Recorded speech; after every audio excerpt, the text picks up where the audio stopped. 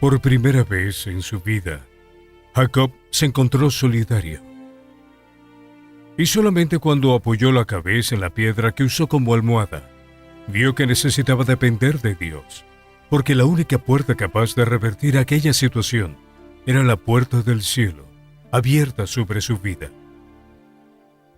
En ese momento de dificultad, hizo un voto a Dios, un compromiso, derramando aceite sobre la piedra que erigió como altar.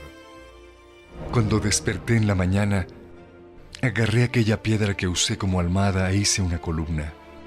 Derramé aceite sobre ella y llamé a aquel lugar Betel. Allí hice un voto con Dios y le dije al Señor que si Él fuere conmigo y me guardara en este viaje que hago, y me da pan para comer y vestido para vestir, y si vuelvo en paz a casa de mi Padre, el Señor será mi Dios.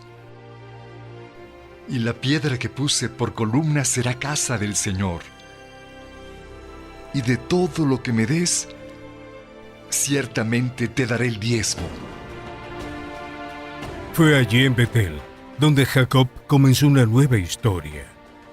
En este momento de crisis, incertidumbre e inseguridad, solo quienes se comprometen a ser fieles a Dios tienen la puerta del cielo abierta sobre ellos.